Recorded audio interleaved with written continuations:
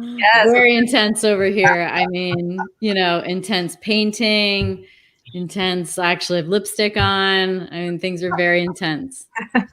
So good to be here, Bill. Thank you.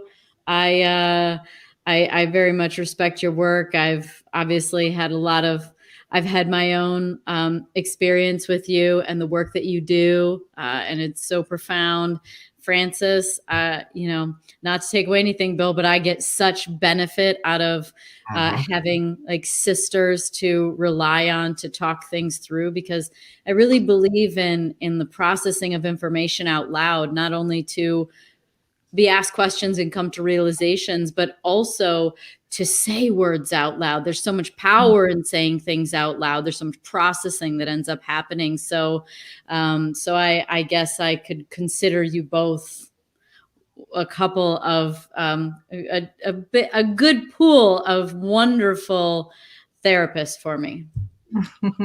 Aw. Go ahead, Francis. Yeah, well, man, I feel the same way about you too. And I was just telling Bill before you hopped on, this is really special for me because, as you know, he's been wise counsel in our life for a while now. And really the whole reason why we're together, for those of you that are watching that don't know our story, the whole reason why my husband and I are still together to this day is because when we were going through our lowest of lows, we were introduced to Bill Hoffman, and he took us on a journey of self-awareness, discovering our temperaments, discovering our emotional wounds, healing those things, coming through to really become our authentic selves and really learn how to love ourselves so that in turn we could love one another. And Danica, you met me on the other side of that journey, although it's still progressing. But you and I are both deep divers. We do not swim in the shallow waters. So I remember the very first day meeting you on the couch in Austria, and we just dove into the deep end real quick, and we've stayed there, and I love it. And thank you for being my soul sister as well. And I'm really excited.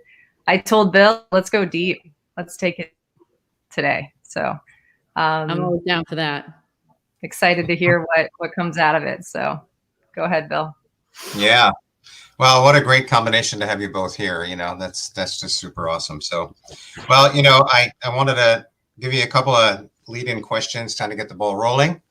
And a lot of people, of course, know you as, a highly successful NASCAR driver. And I know you're driving the pace car it's next week, right?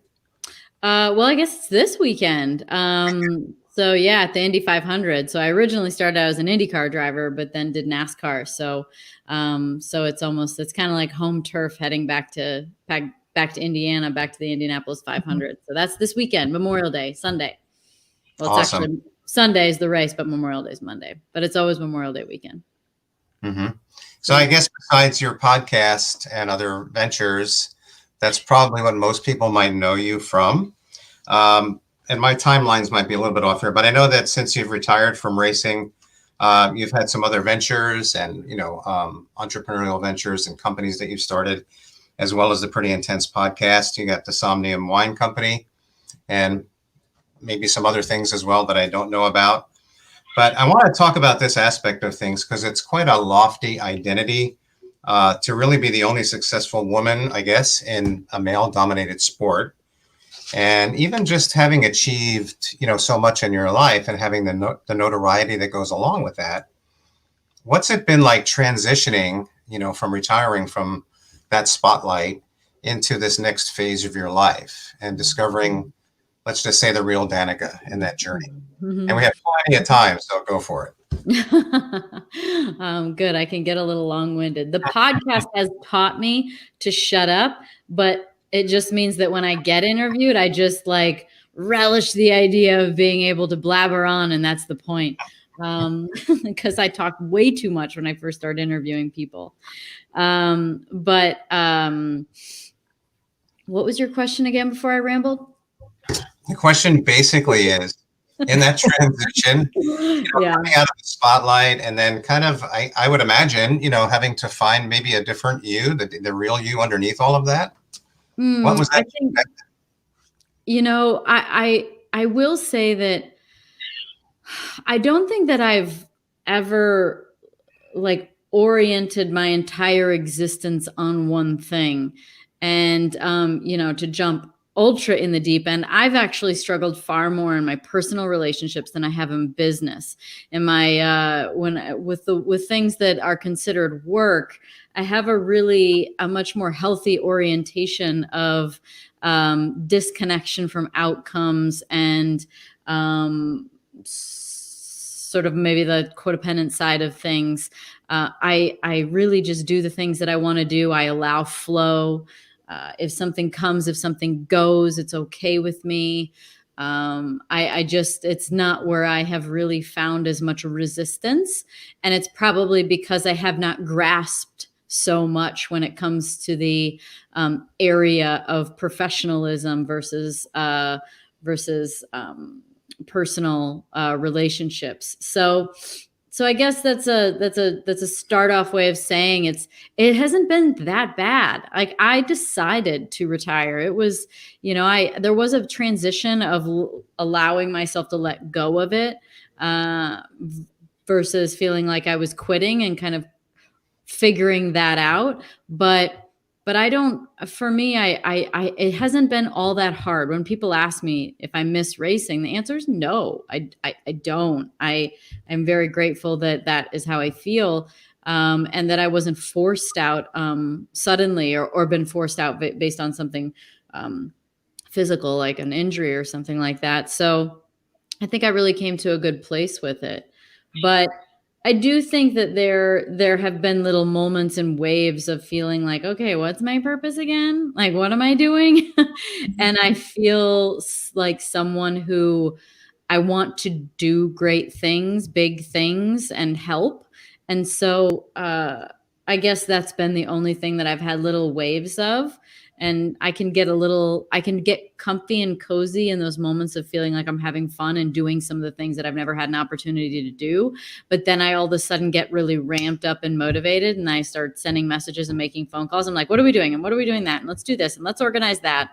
And I like being busy. So I suppose I'm also entering another good little spot in time where I'm starting to get more busy. The Indy 500 is this weekend. So I'm broadcasting and driving the pace car, and then I'm doing a couple other races, and I'm working a little bit more, and the world is coming back online again. So, but I think that also having really good friends and really good family and people to be able to bounce things off of is of the utmost importance. And so, but fundamentally, it's about, I think what's helped is that I have never allowed my entire existence to revolve around just one thing, especially in business. Mm-hmm. That's really powerful, because a lot of people do let their life revolve around one thing, and maybe not consciously, but subconsciously, because of the way the world trains us to think that we are what we do.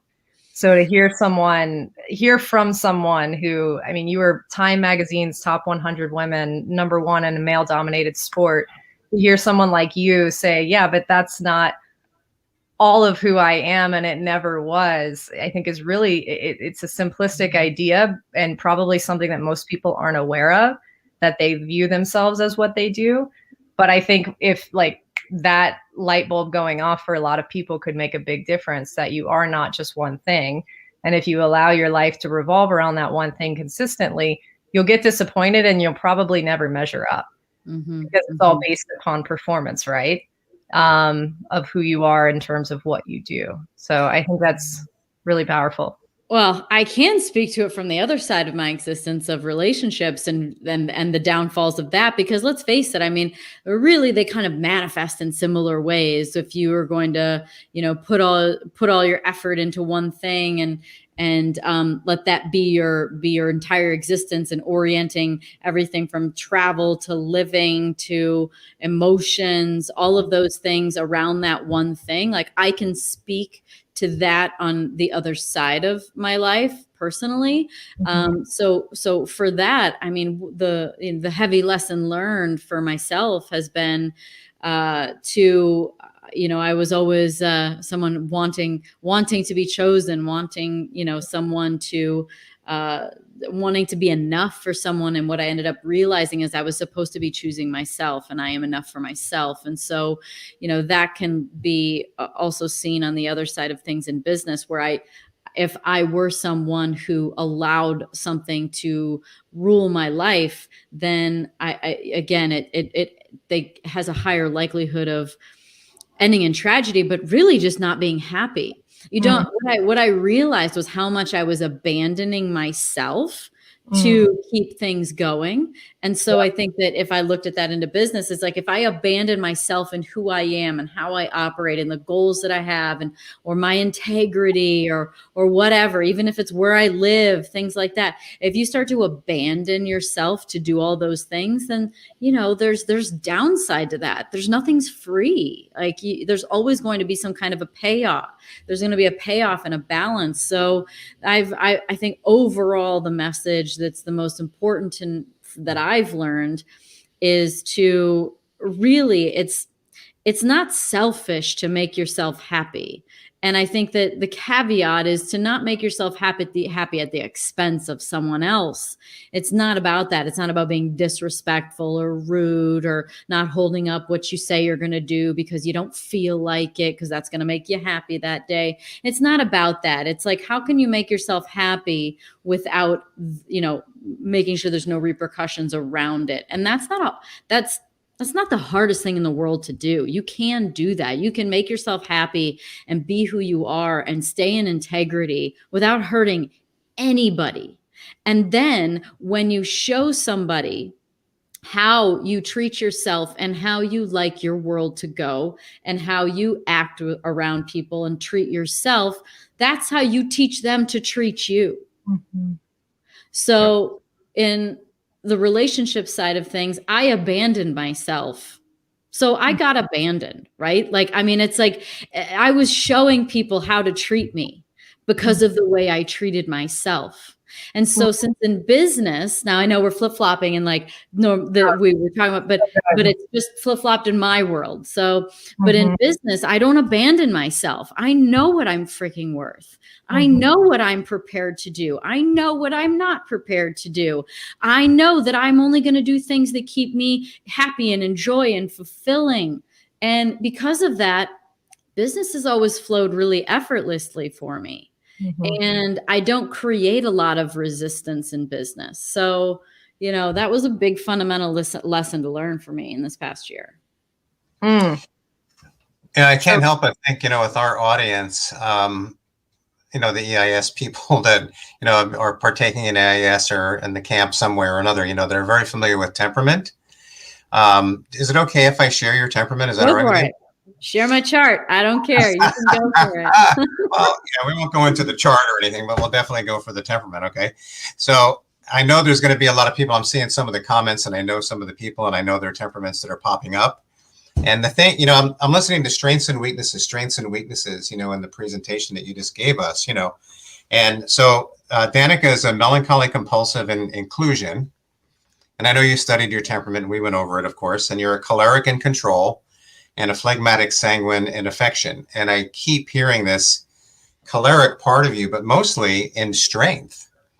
Like this knowing who you are, knowing what you want to do, not being taken over, like really basically taking charge of your own life without, I think the most important thing you said about that too, is like not at the expense of other people.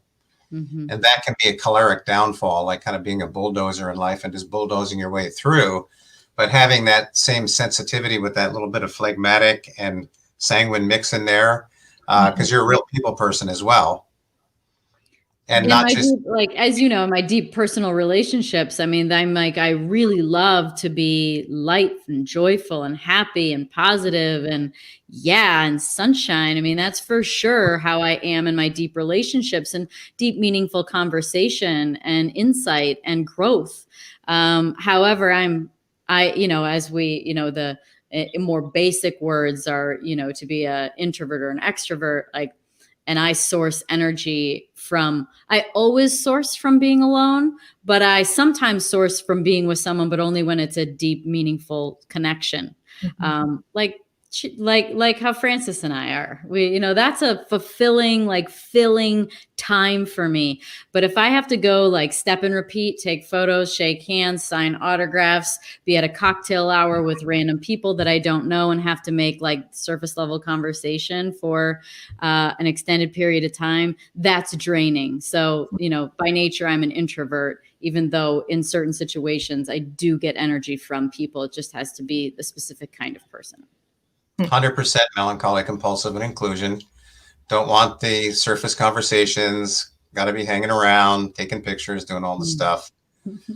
For sure. Yeah, that's great. And you're a good negotiator too.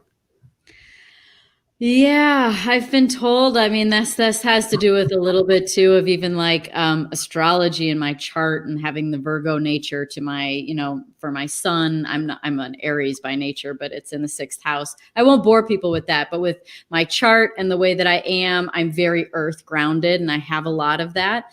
And so, and also, I think that there's probably from the choleric and control, I also am very definitive. So I've recently been hearing about techniques to learn if people actually believe what they're saying or not. It's like if they land up, that's a question. They don't believe it. But if they land down, they believe it. And so like it's an actual truth for them. So, I've been described as, like recently I just found out about this. Like I land my words. I end like this. I'm sure of what I say. But I will say there's the one little story from when I was young. And this is back when I think I was maybe I was 15-ish. I was, this began my transition from go-karting into cars. And this group that took me on as a management group brought me in, and I was talking to like the guy that had the money and was helping me out. And I was not super concise and definitive and confident with my words. And I remember him telling me, I was sitting in his office, and he said that when you speak really definitively. You don't think things, you know things.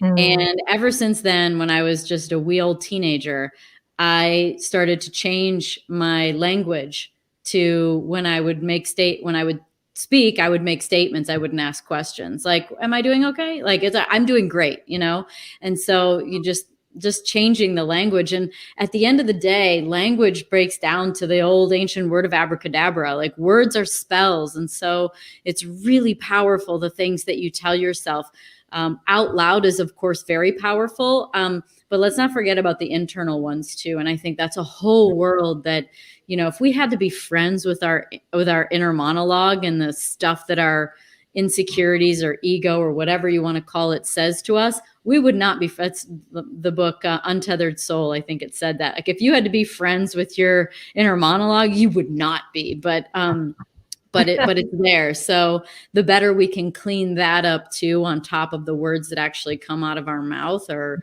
really creating our reality essentially. As a man believes in his heart, so he is. Exactly. Belief. Oh my gosh. Isn't that the most, I feel like people ask me all the time about how to accomplish something. And I always tell them that the dream is really the very first most important step, is to have a dream and actually know what you want. Because without knowing if you don't know where you want to go, how are you going to get there? And there isn't even a place, because you have nothing. You're mindlessly wandering and hoping for the best, and instead of thinking that life is happening to you instead of for you. Then, so you have to have something that you truly want. But then once you want it, to me, actually the actual like alchemy or power or ability for something to manifest in your reality is believing that thing that you want is possible. and you believe it can happen for you and will happen. And then there's the little final step is releasing the timeline in which that happens, because that's like human nature is so grasping at that sort of timeline of, I'm going to do this, and then in a month, and then in 6 months, and then in 1 year. And then, the timeline is something that is like that third and final step that you have to kind of let go of. But belief is absolutely the magic sauce to making something a reality. How much of that played into your when you were growing up? Like when you said you started it with go-karts and then transitioned into cars, was that a part of like a dream that you had or something in your growing up experience to become who you have become? Absolutely. I didn't know the right words, or I guess they weren't wrong. It's not like I guess these words were wrong words, but I didn't actually realize just how I was manifesting, and I didn't realize how powerful this was in the manifesting and the ability to let things come through. But when I was a kid, I remember, especially when I came back from England. So after I raced go-karts for 7 years. Then when I was 16, I moved to England and started racing cars. I came back in the middle of a season, came away from that ride, and then didn't have one the rest of the year. And then the next year didn't have one either until the very end of the year. So I really spent almost 2 years of a very pivotal 19, 20-year-old period in my life where I should be racing like crazy. If that's going to be my job, I shouldn't be sitting on the sidelines doing nothing. And I called it blind faith, like even when I was a kid. And I also described having this. So the blind faith was that I believed that I was going to make it. I believed that I had so much to offer. I believed that I could do it. I believed if someone could give me a chance, I would show them. And I just knew it. And I just knew that if someone gave me a chance, I could show them. And it would be a big deal. All I knew is I was like, this could be a big deal. And I didn't know what that would look like, but that's what I believed. And so I called it blind faith. And then I also, anchoring me was that first step one. The belief is step two, but the anchoring being step one was what it was that I actually wanted to do, which was I wanted to win the Indy 500 and I wanted to be a professional race car driver. And so that was my beacon. I described it then as my beacon. It was like a light out there in the distance, and I was heading towards it. And I think that we can get hung up at times on how we get somewhere, and instead of it's good to have small goals in relation to the big one, but not to make small goals your end point. Like that's not, I don't think that is as smooth of a path. Because when you have a beacon that's further out there, you don't really get caught up on the little sort of meandering that you go on your way there. You're headed in the right direction. And how am I supposed to know what the best lessons are going to be so that I can get there? And so the universe gives you those. But if you get fixated on like somewhere between here and there, thinking this is what I want to do, well, then that becomes not only your finish line, but it also becomes the only place you can get to and the only place that you can go. And that's, I think, blocking flow. So I think it's the most important to have a really aspirational, super, super lofty goal. And then, small incremental goals along the way can be okay. They don't have to be super specific. But that just helps keep you. The little mini goals help keep you positive, because obviously the lofty one, I mean, even if you don't get there, I'm going to guarantee if you set a good enough one, you've had an insane career, because that's my story. I mean, I didn't get what I wanted, but I still had a pretty decent career. So the little things keep you positive along the way, which is very critical. Your attitude is very important. But then it still keeps you going towards that beacon. Yeah, that's really good. And if I could add a story that you told me actually about your ultimate destination in life. You told me a story where your dad said to you, Danica, wherever you look, that's where you're going to go. Wherever your eyes are, that's where you'll go, in reference to going around the track. And it's so true in life as well, because whatever you're allowing to come into your mind, into your brain to feed and nourish your thoughts is where you're going to end up traveling as well. So that's so good. I want to ask you a question in reference to, so there was a morning that I spent at your house that was like kind of a crazy morning for both of us, right? So I spent the night and I was up all night studying for this ridiculous test. And I at this desk. Yeah, at that desk, right? Yeah. Waffles, and they were delicious. Thank you for that. It was amazing. But so I stayed the night. I was like all in my head, like, you know, just in my space, ready to take this test. And you texted me about the vineyard and the fires. I texted you from your room. I was like, hey, I don't even remember why I'm texting you while you're in your own house. I think to tell you, I don't know, maybe I forget, but I texted. You were probably up like very early and weren't sure that I was awake. I think that's what it was. And there was something about maybe using, you had a meeting. So I was trying to tell you like you could use your desk space or whatever. And, you know, you didn't have to wait for me. And you responded back, there is no interview, there is no meeting, whatever it is, the vineyard has been burning down. And I remember just like that moment, just my heart sinking. I said, I'll meet you in the kitchen. We met in the kitchen, and it's a pretty wild story, right? Because as we got further on in the day, the vineyard didn't fully burn down, and there was this crazy line, right? It just stopped when it got to yours, right? Like this crazy like wall of went all the way around the blocks. It was like on the edges of it, but it didn't actually get into the actual vineyard blocks much. It went all around it. It was, and I mean, to me and visually, it was just an insane, like, all right, what does this mean? Because there was just this huge wall of protection around your vineyard. And I don't know, I just wanted to know if you've had any further thoughts about it, because we haven't spoken about that. But if you wanted to speak into that, and a little bit about just how you respond in those moments, because most people, right, you know, these things are colossal events in our life. I failed the test that morning, so whatever, it's not like a vineyard burning down, but but I remember coming out and being like, yep, I failed. And you were like, cool. And we just sat on the couch together and we were both just like, just processing, you know? Yeah.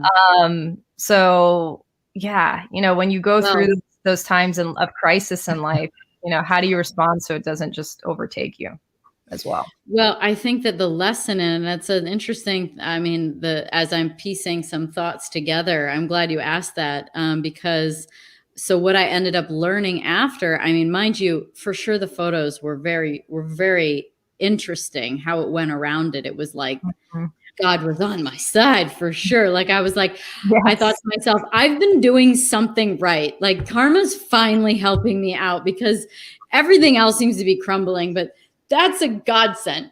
And so I remember feeling like that, thinking that, and then but let's if I can kind of pull maybe something out of it, that's a good lesson in life, is that, so it wasn't maybe quite as magical, although let's not overlook the magic, but let's look at the actual, one of the things that really helped it, which can be taken and put into real life, which is how you prepare yourself for tragedy, for trauma, for these moments.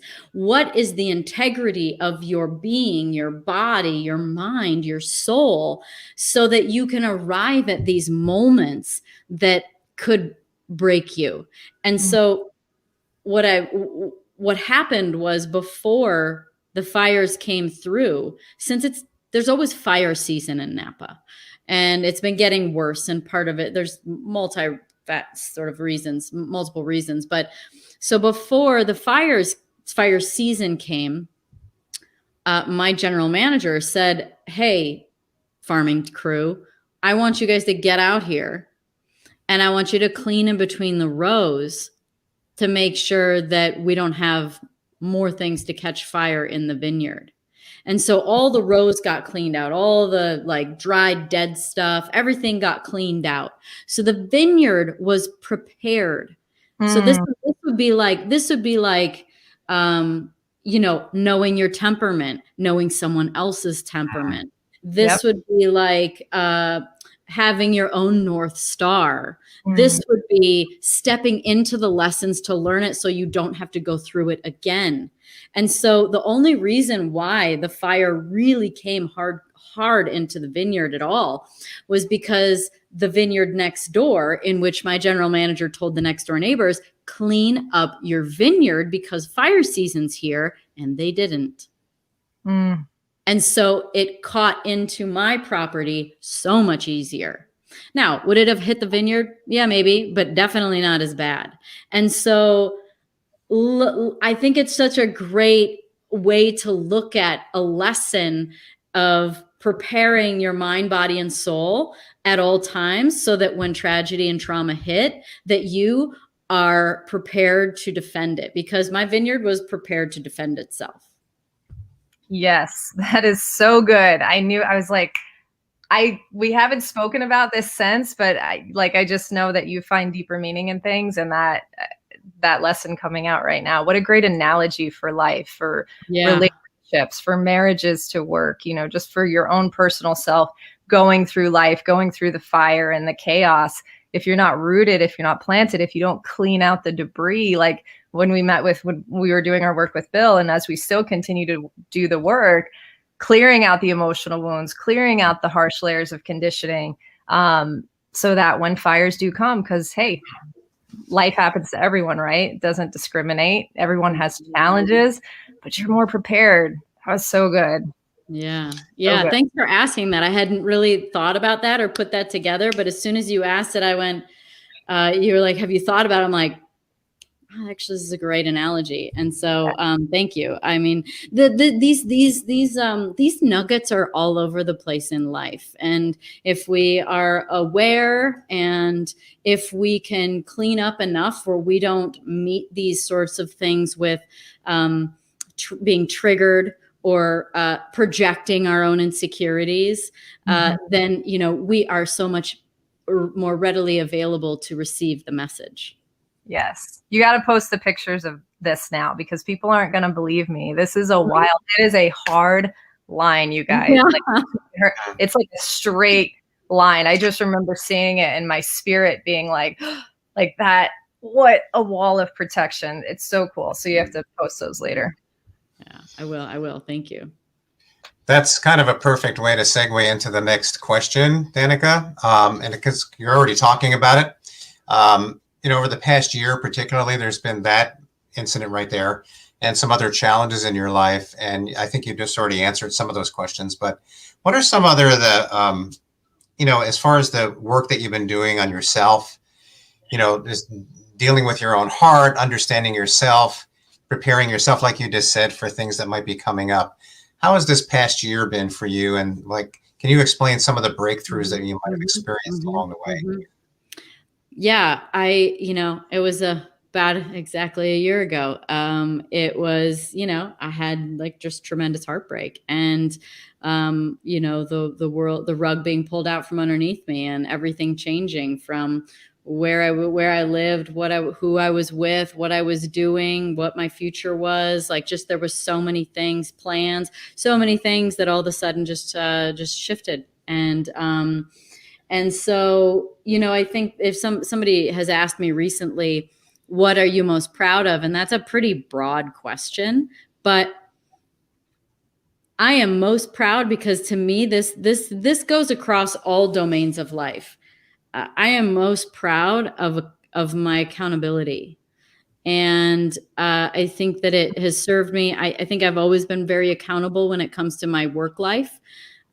Which is why I've always, whenever I was racing, I would tell me what I need to do. I said, it's easier for me to fix myself than it is to try and find some needle in a haystack problem. Just tell me what I need to do. And so I've always been very accountable when it comes to business and in my professional life. But in my personal life, I have not been as accountable. And I say that, and I want to make sure that it still is understood that it doesn't mean that someone was right or wasn't wrong. It doesn't mean that. It just means, what's your part in it? Like, why did you allow it? Or why did you show up for it? Or what did you do that kept you in that cycle? And so, and what did you do that was wrong too? And I think that accountability has been probably the most important thing that I have, the thing that I am most proud of myself for. So for me, it was really taking accountability for myself and the kind of relationships that I was bringing in, that I was attracting, and that I was staying in. And I really had to look at like childhood patterning from my mom and my dad to see why I kept finding myself in relationships with people that were emotionally unavailable, people that were hard on me, and people that didn't choose me. Why did I keep showing up for that? And so that dynamic could be found in my dad, but then the mom dynamic was the one that was way, way, way further underneath. And that was how I abandoned myself. And so realizing how, and I love my parents, and I'm going to guarantee that they got these patterns from their parents, and their parents probably got it from their parents. And this is why generational trauma just keeps going, because it's hard to get out of the pattern. It's not necessarily this was not a choice of my parents, and it wasn't probably a choice of my parents' parents, and so on. And that's why they say that when you can heal, an ancestral generational pattern, you can heal seven generations both direction. Yep. And so I can see the forward, but what I've been able to see since I've healed it, and let me finish the mom part before I go into it, was that, my mom, I remember asking her last summer if she was able to have emotions and talk about emotions when she was a kid. And she's like, well, no, we didn't talk about that. And I'm like, oh, okay. And so anyway, fast forward to much later on, there was something emotional that happened, and I hadn't heard from my mom for a while. And I was like, a while meaning like a day, but I'd heard from a lot of other people. And then it was like, and I was like, oh my gosh, my mom wasn't there for me. Like I had to be there for myself emotionally. And so like, essentially she abandoned me emotionally. And what I would do in my relationships then was abandon myself. It was the same wound. I was doing the same thing to myself that she was doing to me. And again, I love my mother, but this was the problem. This was the pattern. And so I had to learn how to stop abandoning myself to make someone else happy. And so I learned a lot of really, really big lessons in the last year. But it's, what I really, and I guess I'm kind of rambling on, but what I've really learned in that accountability, in seeing it in all the areas of my life, is that everybody is information about myself, and every reaction I have is information about myself. This is not really about them, because when something happens that someone does, when you're in a really good place and healed, you see them for their wound. You don't see them for their reaction or their quick, whatever it is that they do that puts you off. You see like, oh, where did that come from? Oh, you like meet it with an open, whole healed heart. You don't see something triggering. And so, I think that anytime there is a spike in either a reaction that you have or something that someone else does, all of a sudden, if someone has a big reaction, you can look at it now and go, oh, they're triggered. It wasn't something I did. And trust me when I say that,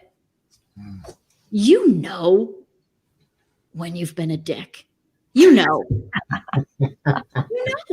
right? Like, when you've done wrong, when you've been rude, when you've been snide, right? Like, when you've been a little quick and short, like, So when you can't put your finger on it and you're like, I don't know what I did, I'm going to tell you, you didn't do anything, but you triggered somebody, and that has nothing to do with you. Francis, before you run with this, Francis, and I know you're going to run with it, I just want to ask you, Danica, a little bit, who is the circle of accountability for you? Who are some of those? They're not to name names, of course, but what kind of people are they? What I mean, kind I of know you and I had a couple yeah. of discussions about that stuff, but yeah. Well, I mean, this is an interesting aspect because, I mean, the first thing that came to mind is no one can make me know that. No one can make me see that. But people are information. So when I finally started stepping into my own, because basically what happened was I was blaming everyone and everything except for myself. And it only took seriously a couple of days for me to go, it can't be everyone else's fault. What is my part in it? And so within days, I got to this place. Now, I had to go through all the learning of like what that totally was at the deepest layers. But I had to do that for myself. This is why you can't make someone want to heal. You can't make someone. They have to like be ready to take that first step into it. So I would say that like the healing really came because I was ready to step into accountability because I was sick of the pattern. And the patterns are there for a reason. Like it's very hard to learn a lesson with one glitch. But, you know, we're not all glitching in every area. So I'm going to guess that everybody's got a few things that they need to heal, right? The main things. And so, you know, they show up in patterns. So, but the kind of people that I have around me, actually, I'm not sure I'm answering your question exactly how you want, but I think this is important. The people that I have around me show me who I am because of who they are. So they are information about me. So I have people around me, which owning my worth has been challenging. So like these words are already starting to get a little challenging, but the people around me are honest, honorable, follow through. They have deep love. They have patience, kindness, sacrifice. That's the kind of people that I have around me. And so what I can know about that, because I can see that in them, is that's me. So if you have good people in your life that are willing to be honest with you, be there for you, listen to you, like really be there for you, then you have that's showing you information about yourself. And so, I think that to step into my more true worth, I had to really like see that was the kind of people that I was attracting, and also what I could see in them. Because again, we don't see things as they are, we see things as we are. And so, if you're seeing someone as being, maybe they're probing too much, maybe they're not, maybe. I don't know, they're angry, maybe they're gossipy, maybe they're rude, whatever it is, you're seeing aspects of yourself. And so I guess it's kind of it's a bit complicated, but I stepped into this sort of aspect of my reality, of my patterns, therefore my reality, because I didn't have anywhere to go anymore. I was running out of blame options. And then I was able to allow that support. And I really fell for the first time into my friends, where I allowed them to hold me up, keep me propped up, which is something I couldn't do for myself. And so, you know, allowing someone to take care of you, I think, is also kind of hard. And maybe people are listening, it will register, but you know, for me, it's been hard, and a hard process to believe that I could be worth something without being the strong one. Wow, that is so good. Yeah, powerful. And I've been learning that lesson too. You and I are very similar in our temperaments and our nature. And for me, this past year with Tony's journey battling cancer, I watched you do it at the beginning of the year, and now I'm having to learn how to lean into it more and more and let friends support me. And it's been quite the journey. But you and I have talked about the term Anam Cara, which means soul friend in Gaelic. And it's about having people in your life, or at least a person or people in your life, that can really hold up a mirror and allow you to see those things for yourself through honesty and transparency and vulnerability. In a safe space, in a safe environment, in a way that, you know, is enveloped in love as well. And you've certainly been that for me, and I thank you for that. Something I wanted to tie two pieces of what we talked about together, because I think it poses a challenging chasm for some people mentally, and that's manifesting and believing what you want and speaking in the direction of the ways in which you want to go, and being mindful of your words, that you're not speaking death, you're speaking life, you're not speaking negative, you're speaking positive. At the same time, what we just talked about, which is processing and talking about our feelings and the raw emotions. And sometimes people can live so much over here that it's a toxic positivity, in a sense, where they're not allowing themselves then to really feel the feelings. They're not allowing themselves to go there to actually really heal, because they're afraid of it. So they'd rather live on the surface and not do the work. And that might fit into the manifesting. I'm only speaking life and positivity. And then there's some people that live too much over here, and then they allow themselves to fall into victimhood of their circumstance, and they never process through it. So let's talk about that chasm and interesting crossroads, and what your thoughts are around that. Yeah, it is tricky, because I think that, there are some really talented and wonderful, call them teachers, call them gurus, call them coaches, whatever you want to call them, out there, who are teaching, preaching, and sort of getting you to a place that you skip the step of looking at the patterning that's holding you back and hopping right over it into positivity, manifesting. Think about the thoughts. Thoughts become things. Just think about the positive. I mean, yes, that's really powerful. And I think that you can get very far. But I don't think that you will have true peace. And you also might also be hindering a little of your pure potential by avoiding the step of looking at the pattern and looking at the things that have held you back. So I guess I've been doing them in congruence. I think you can absolutely still stay really positive and optimistic on the things that you want while getting into the depths, because you're not really getting into the nuances about that thing that you want and speaking negatively about that. You're looking at the aspects on the deeper levels that happen from childhood. I mean, your subconscious is programmed in the last trimester to the first 6 to 8 years of your life. That's where you're going into as to why you're not able to XYZ get to where you want to go, and what kind of patterns hold you back. So I think that you can still do them. I mean, I've been doing them in congruence.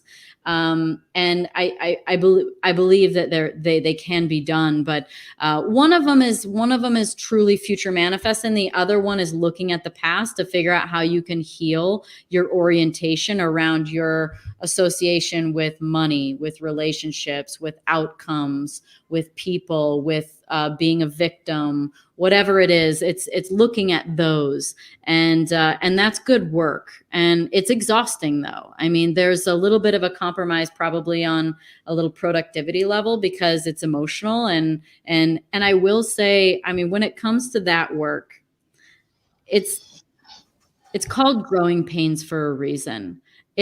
I don't believe that you can get out the other side of learning a deep rooted pattern lesson without going through that alchemical process of burning the original down and out so that you can shine brighter.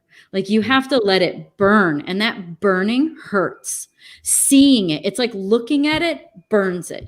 But you have to look at it, and it's not easy.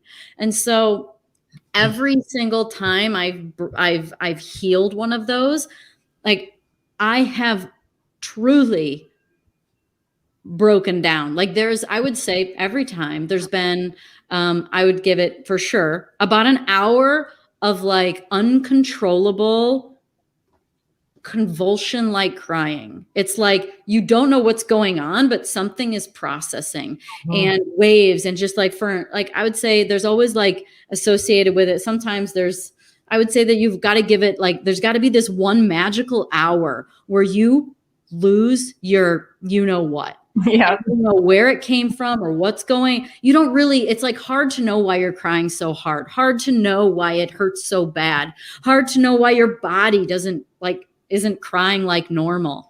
If you don't go through that little process, and it is little, it burns like no other, but it takes like that magical hour where you finally come to terms with something, and then you can come out the other side. Doesn't mean it's the only time you cry, but it does definitely means that that is an important part of the process. And so that is taxing, that is exhausting, but it's kind of like being sick. When you're sick, it's the worst, right? It's like you think, I'm going to die. I can't believe how horrible I feel. I'd do anything to feel better. Is this ever going to end? I can't believe this 24-hour fluid bug feels like 4 years. And then all of a sudden, like a week later, you're like, oh yeah, that's right. I was sick last week. That wasn't that big of a deal. I mean, it was just a day. Like you can look back and go, oh my God, I'm out the other side and everything. But in the moment, it feels so excruciating. But that's part of the process. And, it's to achieve greatness, there has to be struggle. There has to be sacrifice. There has to be, the energy is not free. It's just not like, and if you put good energy in, good things come out. And so you just have to be prepared for that process. That is so powerful, so true, and Brennan Manning was the one that said, I knew I was broken, but I continually tried to never be broken again. It's that place of brokenness that's a part of that process. Like you said, the process really can't happen unless we get in touch with our brokenness. We have to experience that. So I don't want to let this one thing that you said really pass by. And I guess this might have to be the last point. We could probably go on for another couple of hours, I'm quite sure, because this is just really awesome. Maybe you'll come back again one day. But you said this. You said having worth without being the strong one. I didn't want to let that one pass by. Damn it. He caught it. Give us a little bit. You really are good at all of this. Gosh, you caught that one raw statement. But that was true. I mean, that was so true. I remember I was on the phone with someone and I was crying and there were people showing up for me in my life in really like meaningful, kind, loving ways. And I couldn't understand it. And the question was like, what is it that you can't understand? And I said, and again, I'm a quick processor. So like in that moment, I was like, I hadn't put a lot of thought to it, but I just went, what is it? And I think it's got to happen like that. That's why prompts, like journal prompts or whatever, the prompts are really powerful because you've never kind of asked certain questions to yourself before. But in that question, I was like, what is it? And I was like, I can't believe that someone could just show up for me when I'm not strong. Like I thought my role was to be the strong one. I thought my role was always to be the one that people could call and get advice or help from. And it ultimately ends up showing that sort of deeper layer, which is your own belief in your self-worth. Like to believe that I was worthy of love and worthy of someone sacrificing for me without doing anything. That is such a hard concept for me to wrap my head around. I feel like I have to do something to get worth, and we don't. Like, and what I feel like is true is just that your essence, everyone's essence, is beautiful, and that is the worth. Like you are exuding you. You don't even notice it because it's you. And this is why life is complicated, because we need other people to show us, which is why life is challenging, right? But it's actually simple because it's all just information. And it's about information about us. And so, for me in that moment, it was like, oh my God, people are showing up for me when I'm not strong. It must mean I'm worth something. Well, yeah, your intrinsic value, And that's what I meant when I introduced you, is that, you have all of this strength and intentionality, but you also have this beautiful vulnerability, and that comes from that part of you, you have a lot of vulnerability. It's beautiful. Thank you. Thanks for going in there with me. Appreciate that. So I have time for just, I think there's a couple of questions, and this is my friend Lisa. So there you go. Can you see that, Danica? Yeah, I got it. What's your favorite book? I mean, I'm looking, as I every now and again talked, I would look over because I have a little bookshelf, and I have not actually read a ton of books, although I can reference quite a few these days. So I aspire to having, like, I don't know if anyone ever saw my Alanis Morissette video interview, but she has a wall of books behind her. I'm like, that's what I want. But I would say some great books for me. I love The Alchemist. I think that's just such a great fundamental lesson. I think everybody takes from it it's like the book gives you, it gives you a lesson individual to you. I don't think everyone gets the same lesson from it. You get what you need from it. I think The Alchemist is a great book. I think Untethered Soul is a great book. I think, what other ones are over there? I mean, I loved Holographic Universe just because I love quantum physics.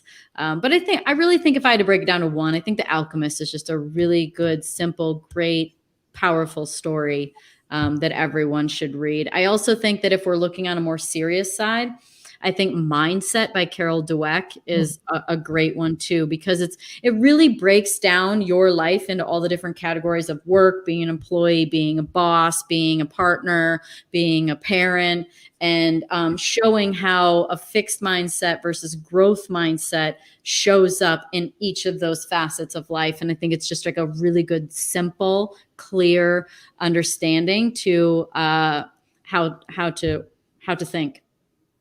Awesome. And one more. Okay. All right. Dancer background. Athletes don't get caught up in performing. I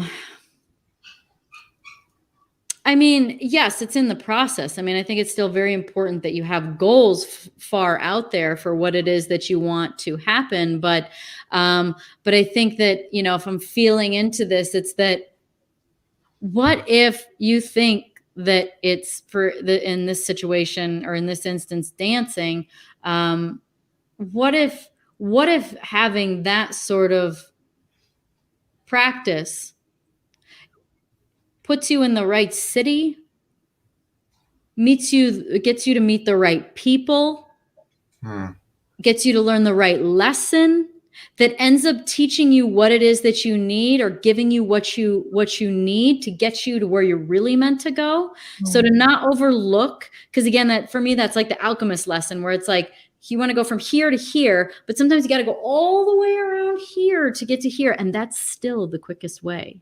You had to learn all of those things to actually make that spot in time, that point in time, worth experiencing and being in and being at peace with it. So never overlook sort of your passions or where life leads you.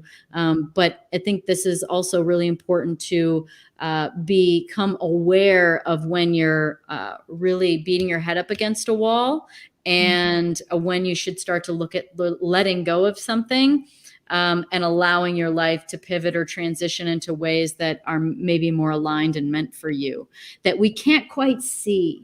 It's like the analogy is like, you want to drive from New York to California.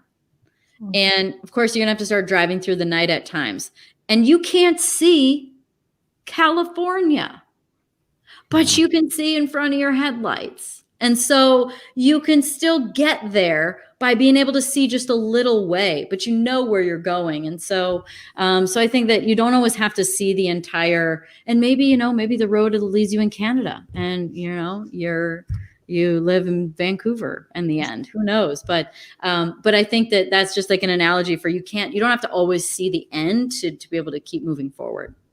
Yeah, the lessons and the detours, right? Yeah, sure. Exactly. Mm-hmm. Well, I did have one more question, but we're going over time, so I'll probably have to save that for the next chapter. Okay. Because it's kind of a loaded question. It was really about, like, what do you see in the next leg of your journey coming up, in the next days, weeks, months, and years. So you think you'd like to visit us and come back one time soon? I'd love to. These are like my deep, meaningful relationships where I get energized. Like, I'm literally going to get off this and be on a high, like an emotional, like charged, energetic up from this. So I would love to come back. Happy to come back. You're both such wonderful people, and I believe truly that we all give what we can. And for those of us who have a platform, or for those of us who are comfortable public speaking, or for those of us who are able to step into vulnerability, it is a duty or an honor, really, to be able to share that and help lead others. And we all have gifts, and it's just a matter